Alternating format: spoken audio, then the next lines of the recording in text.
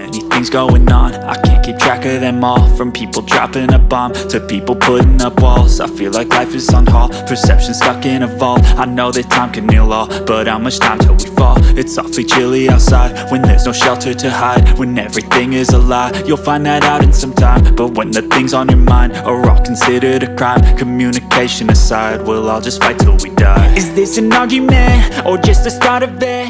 Halo guys, balik lagi sama GoFrank. Gimana kabar kalian hari ini? Baik-baik aja ya kan? Seperti janji Mimin Ganteng, di hari Selasa ini kita bakalan ngelanjutin lagi pembahasan spoiler alur cerita series Donghua Ball Truk The Heaven versi novel ya guys ya. Nah, di bagian 20 ini kemungkinan besar akan keluar di episode 57 nantinya. Karena pembahasan episode 57 itu lumayan panjang, jadi Mimin buatkan 2-3 part ya guys ya. Biar gak bingung, kalian bisa lihat thumbnail dan keterangan di kolom deskripsi. Di bagian 20 ini, Mimin bakalan sedikit kasih penjelasan bagaimana keseruan duel Xiaoyan melawan Yunsan. Bahkan Yalau kembali menunjukkan diri di hadapan Yunsan dan seluruh anggota Sekte Yunlan. Beda pasti mantep ya kan? Buat teman-teman yang baru gabung, Mimin saranin nonton dulu spoiler bagian 19 sebelumnya, supaya kalian gak gagal paham ngikutin kelanjutan alur cerita di bagian kali ini. Linknya juga ada di kolom deskripsi ya guys ya. Oke lah, sebelum masuk ke dalam videonya, jangan lupa subscribe, nyalain juga tombol loncengnya, supaya kalian nggak ketinggalan updatean video-video menarik lainnya. Simetriskan posisi rebahan, kencangkan celana dalam, inilah waktunya kita baku hantam.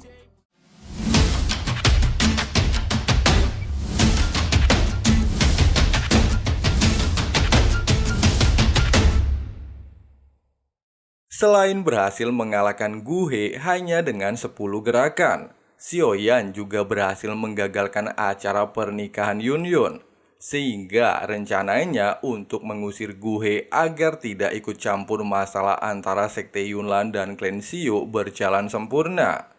Melihat kepergian Guhe bersama anggotanya, jelas membuat Yunsan muak. Dia tidak pernah menyangka orang yang dijuluki sebagai Raja Obat Kekaisaran Jiama sungguh sangat mengecewakan. Sambil menatap Xiaoyan, dia mengatakan, "Semua anggota Sekte Yunlan dengarkan perintahku. Jangan biarkan satu orang pun melarikan diri. Aku ingin semua orang di wilayah kerajaan Jiama tahu, siapapun yang berani menyinggung Sekte Yunlan, maka akan dibunuh tanpa ampun." Suasana seketika menjadi tegang setelah suara Yunsan bergema. Seluruh tetua Sekte Yunlan terlihat melayang di udara dan siap menunggu perintah sang ketua sekte. Xiaoyan melirik Yunsan, wajahnya berubah dingin. Semua dendam ini dimulai oleh Sekte Yunlan. Dari hancurnya klan Xiu dan menghilangnya Xiaozan, pastilah berkaitan erat dengan Yunsan. Oleh sebab itu, dendam di antara mereka tidaklah akan pernah terpadamkan. Di hari ini, Sekte Yunlan yang dihancurkan atau dirinya yang mati masihlah menjadi sebuah misteri. Yunsan tertawa keras melihat sikap keras kepala bocah di hadapannya. Berulang kali mendatangi Sekte Yunlan hanya untuk mencari keberadaan ayahnya. Dia mengatakan bahwa Xiaozan berada di tempat rahasia. Bahkan jika Xiaoyan mengetahuinya, maka dia tidaklah akan memiliki kemampuan sedikit pun untuk menyelamatkannya. Mendengarkan kata-kata Yunsan, Xiaoyan seketika berpikir bahwa ayahnya pastilah berada di tangan Aula Jiwa. Ekspresi Yunsan tiba-tiba berubah drastis mendengarkan Xiaoyan menyebutkan nama itu, tapi dia segera berubah tenang. Xiaoyan tentu saja mengetahui Aula Jiwa dari tubuh spiritual yang saat ini bersembunyi di dalam tubuhnya. Kata-kata Yunsan ini juga membuat Xiaoyan terkejut. Anjing tua itu benar-benar mengetahui tentang keberadaan gurunya, yang artinya dia memanglah berkolaborasi dengan Aula Jiwa. Dengan keadaan seperti ini, Xiaoyan haruslah ekstra hati-hati. Pasalnya tidak menutup kemungkinan anggota Aula Jiwa akan muncul hari ini. Dia dengan cepat menekan kemarahan di hatinya.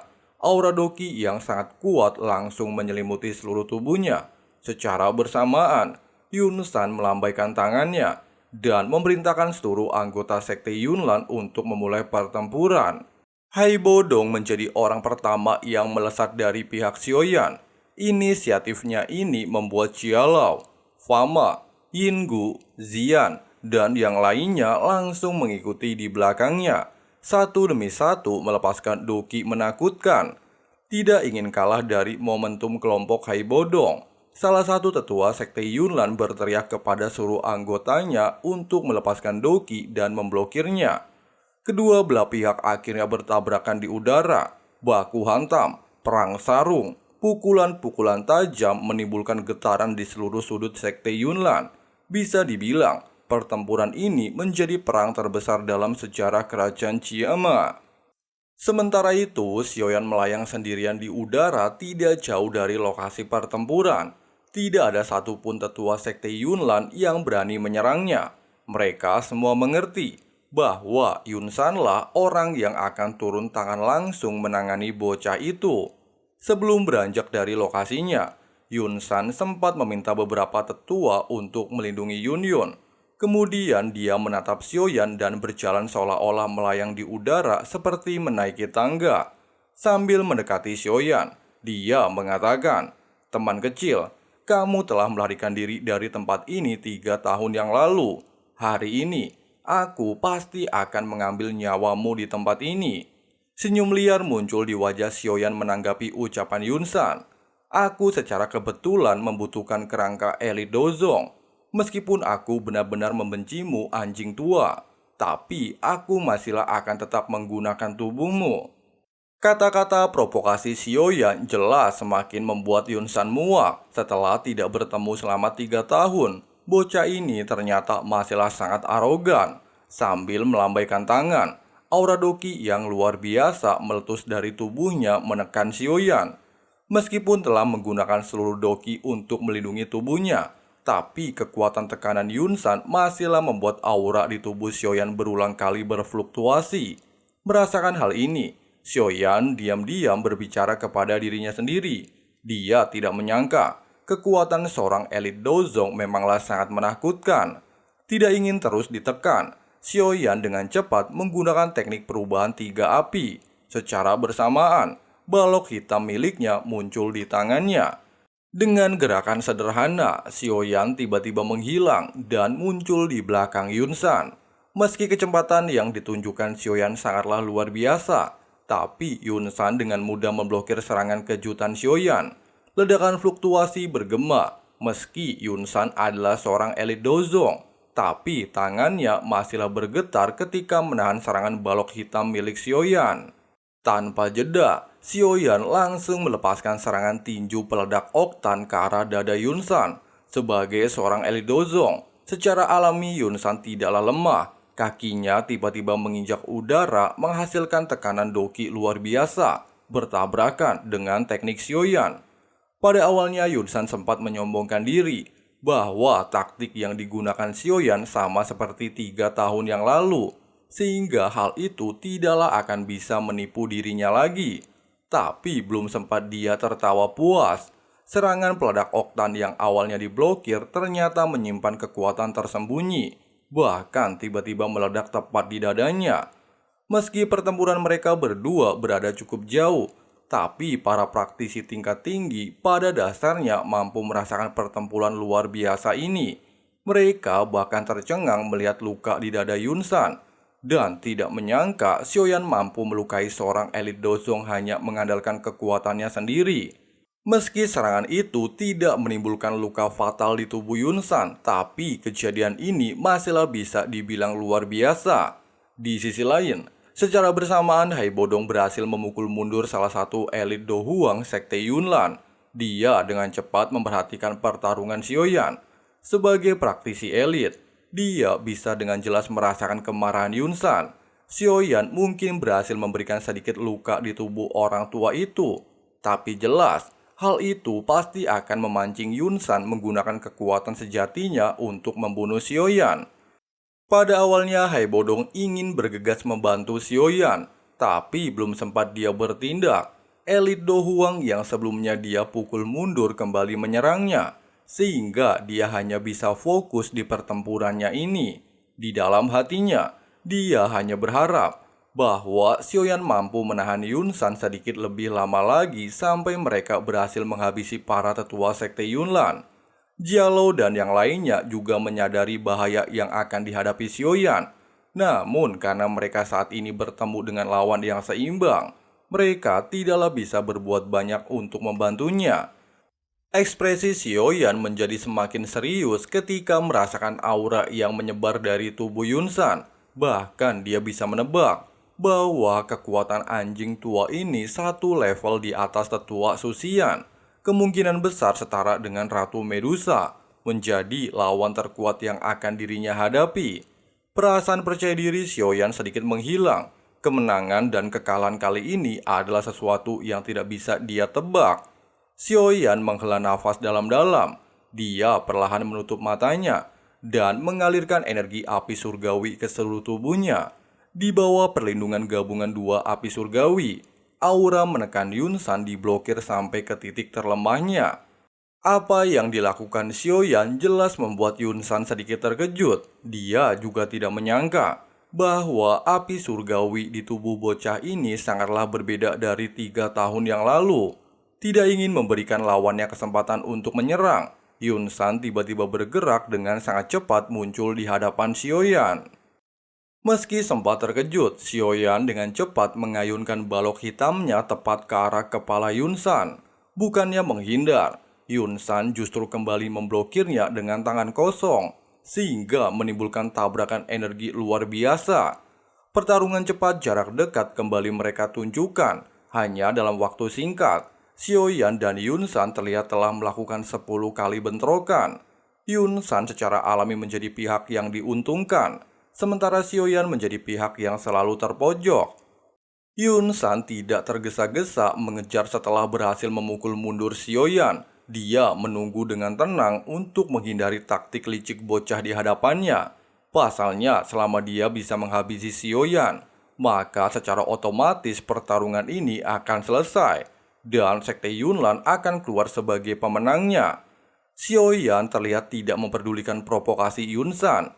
Dia memfokuskan kekuatan Doqi ke balok hitam miliknya dan tiba-tiba melepaskan teknik pemisah api tsunami ke arah Yunsan. Merasakan kekuatan luar biasa, Yunsan dengan cepat melepaskan teknik tangan angin. Dua serangan yang mengandung kekuatan menakutkan bertabrakan di depan tatapan ratusan orang. Namun ketika Yunsan baru saja ingin melepaskan serangan kedua ke arah Xiaoyan, dia tiba-tiba dikejutkan bahwa ada sebuah sosok ilusi muncul di depannya. Belum sempat dia berpikir lebih jauh, sosok ilusi itu tiba-tiba menyerangnya. Darah segar keluar dari mulutnya di depan tatapan banyak orang. Meski sempat sempoyongan dan nyaris jatuh ke tanah karena serangan ini, Yunsan dengan cepat menstabilkan tubuhnya dan melayang beberapa meter sebelum menabrak tanah. Seluruh orang jelas tercengang melihat kejadian barusan. Manusia mana yang bisa membuat seorang elit dozong menjadi seperti ini dalam waktu singkat? Wajah mereka semua tertegun menatap sosok ilusi yang melayang di samping Xiaoyan. Orang lain mungkin tidak akan mengenali sosok ilusi tersebut, tapi Jialo, Hai Bodong, Fama, dan yang lainnya tiba-tiba bersuka cita melihat kemunculan sosok ilusi tersebut. Guru Xiaoyan akhirnya muncul. Dengan bantuannya, seharusnya mengalahkan Yunsan tidaklah menjadi masalah lagi. Dibandingkan dengan sukacita Hai Bodong dan yang lainnya, hati banyak anggota Sekte Yunlan benar-benar tenggelam. Jika Yunsan kalah, maka Sekte Yunlan pastilah akan benar-benar menghilang dari benua Doqi. Yunsan secara alami sadar bahwa sosok itu pastilah tubuh jiwa yang berada di dalam tubuh Xiaoyan selama ini. Matanya terus-menerus menatapnya. Dan tiba-tiba, lanjut spoiler bagian 21 besok ya guys ya. Gimana? Seru dan jelas nggak nih alur cerita spoiler di bagian kali ini? Ya pastilah orang cok santuy gitu loh. Nah guys, seperti yang udah Mimin sampaikan di awal video, Alur cerita versi novel ini pasti bakalan keluar di episode 57 nantinya, di mana duel Xiaoyan dan Yunsan akhirnya terjadi. Bede, mantap ya kan? Dan di spoiler bagian 21 nantinya, kita bakalan bahas nih kekuatan Yalao melawan Yunsan. Ada juga momen dimana anggota Aula Jiwa menunjukkan diri untuk membantu Yunsan. The best, makin greget ya kan? Tapi kalian harus ingat ya guys ya, karena alur ceritanya Mimin rangkum dari novel, bisa saja ada sedikit perbedaan dari versi Donghua nantinya. Tapi inti dan jalan ceritanya pasti bakalan tetap sama kok. Sedangkan untuk animasi menyesuaikan ya, karena belum rilis juga dari pihak studionya. Oke lah, makasih banyak yang udah nonton sampai habis dan jangan lupa subscribe ya guys ya. Nyalain juga tombol loncengnya supaya kalian gak ketinggalan updatean video-video menarik lainnya. Di sini Frank pamit. Sampai jumpa di video-video selanjutnya and bye bye. Take me back to a day when we weren't alone. Take me back to an age when the world felt small. Way back before we blew it all. I know that things seem bad, but they could be much worse. There's always someone else who has a greater curse, a greater thirst, a hunger, pain, and mercy. Just find whatever you got and try to be thankful first. I wanna feel again, I need a couple friends. I never really understood just how the story ends, but I can feel it's tense, don't know the consequence. The volatility of life, my only confidence. Is this an argument, or just the start of it? Either way, I don't wanna be a part of it.